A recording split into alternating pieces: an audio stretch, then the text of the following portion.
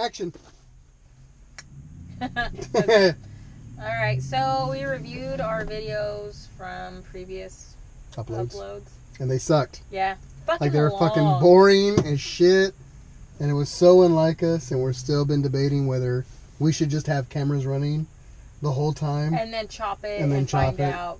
But all of our good material. Because I noticed that we have a lot of good material when we're not recording. Well, we're just running our freaking mouths, talking shit, and normal everyday bitching. Yes. Today's sponsor, Diet Coke, just for the taste of it. Coke Zero is my favorite. Makes me retain water. Does it? Mm-hmm. I wonder why. A fat bitch. So like we said, we had put some videos up of our what you needed for nursing school if you were going to start it, and some other stuff we did was it was that fucking boring. We couldn't even watch them. I was skipping it myself. I'm like, I was like, I say a lot.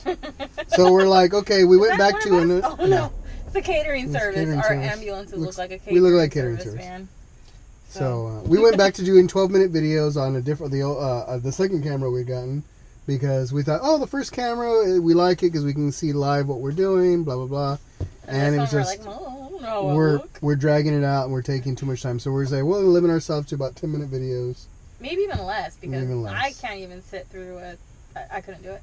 Could not do it. Boring. But it's cathartic. We talk. We want to make friends. We want to get liked. I want free stuff. I want free shit. We would like free Diet Coke. All right, so let's talk about nursing school. I am on my, technically it was my first week, and you had your introduction, my your orientation.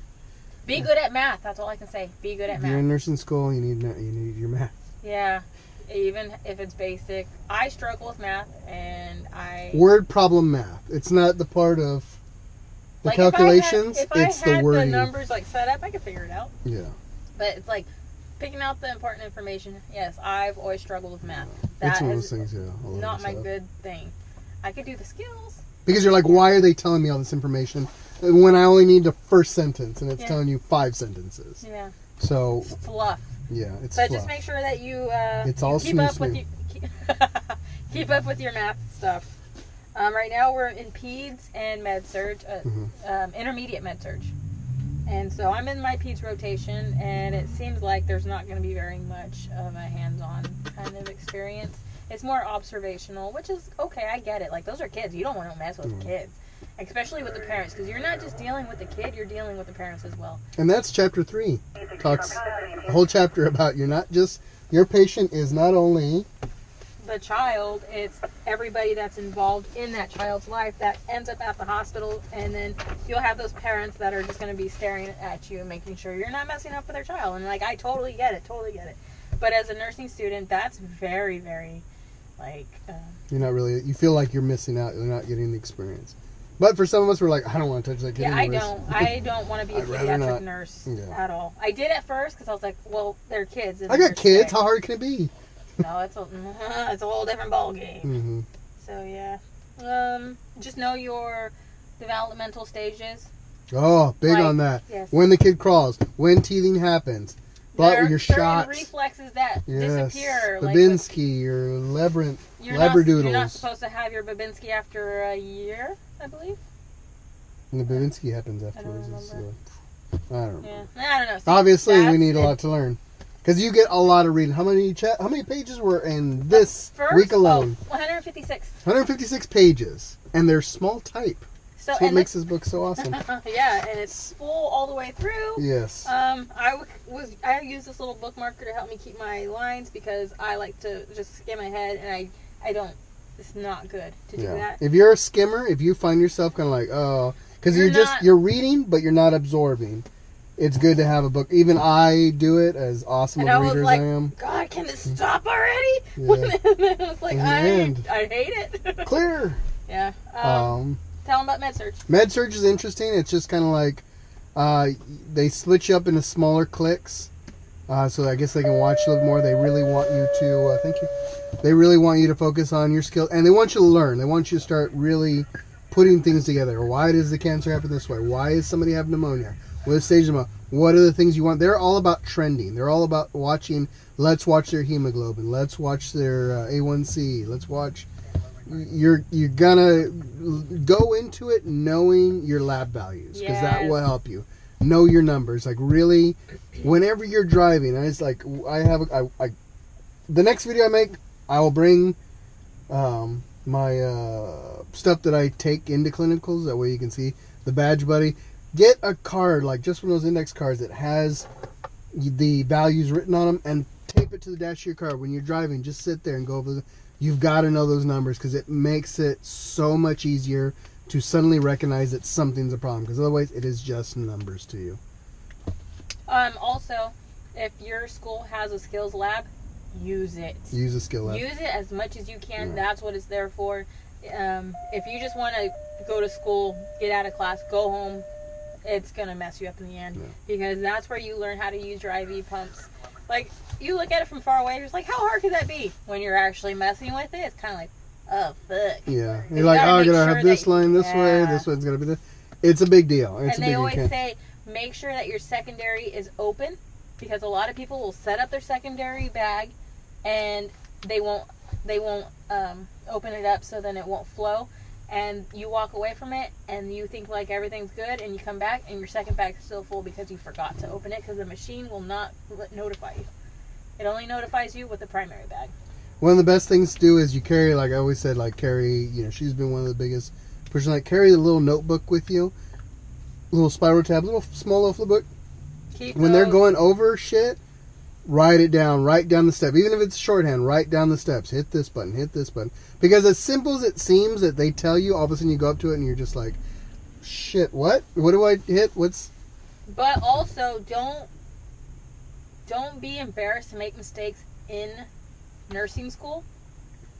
Because that's what nursing school is there for, to catch all the mistakes you're going to make before you get out into the real world. So just make sure, just practice. Practice your skills. As stupid as it sounds, practice your skills, because take the time. Don't when they're teaching you. Hold your hand whenever you're out there on your own. Take your time. Like whenever they say, "Does anybody else want to do it?" Just do it. Just do it, because you are never going to be the only one. I guarantee every time that they've said, "Does anybody want to stay and keep practicing?" and everybody's like, "Oh, I don't know." If it's that one person, like, "Yeah, I kind of want to do that," I guarantee you at least 3 or 4, if not half the class, will stay and be like, because there's always, you just don't want to be that guy that's like hold everybody back, because you still have that other class mentality. Does anybody want to stay and do this? No, let's just get the hell out of here. No, this is one of those things you really need, because when we go into the lab, we just always see cats coming rolling in, doing stuff, and it's like, didn't they learn how to do that? Didn't they learn how to do this? And now you're like, fuck, that's why. Yeah. Because one of the biggest things that, we kind of were told, but it got reaffirmed, was to pass this semester, they kind of throw skills into a hat. You pick one, and you have to competently display those skills. So you're going to want to do that. You want to practice. Also, a big thing to do your assessments in first semester, like your first patient contact, listen to as many heart sounds and as lung sounds as you possibly can. Listen. Pick it up. Different, like, first, know normal. That way you can be like, oh, that doesn't sound right. I don't know what I'm hearing, but that doesn't sound right. So then you can identify abnormal. So, yeah. There's bronchial, and then, because then they'll start telling you, this is bronchial-vesicular. This is vesicular. They're different fields. It's surprising. I've been doing this job a very long time, and I don't think I've ever heard anybody use those terms before. And it was something that, like, when people turn and ask me, and I'm like, I don't know what the hell she's talking about. I know how to listen if there's junk in their lungs. I know how to listen if there's wheezing. Short of that, I couldn't tell you what field something's in. I couldn't tell you anything fancy. That was on one of the tests, too. Yeah, like, so it's like, oh, shit, I don't know that. Happens. Yeah. Learn that you start going over rhythm strips. But it's very rudimentary. It's very much like, because you look at it and it's like, this is just marks on a piece of paper to me. It means nothing to me. And it is. There's a way to go. I always recommend there's a flip book that I'll try to. There's a little go through the steps. They will teach you step. Is there a P wave? Is there a QRS? Go through the steps. Don't get overwhelmed.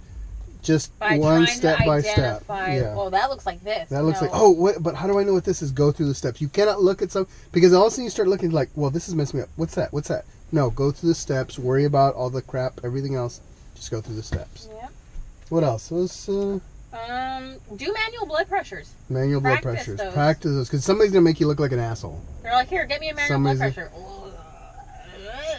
Or it might flip on you, and I had one ask me for blood, and I'm like, I kept getting blood pressures.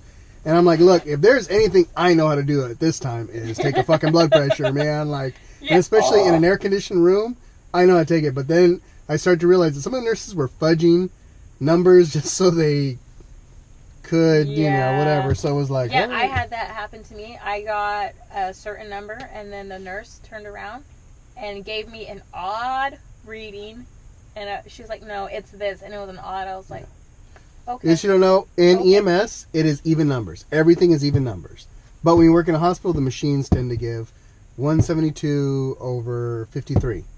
Whereas in the field, it's 152, 82. It's always 2s, 4s, 6s, anything else. So anyways, we're running out of time. Yeah. We'll come back on another video. Hopefully this is quick enough, didn't sound boring.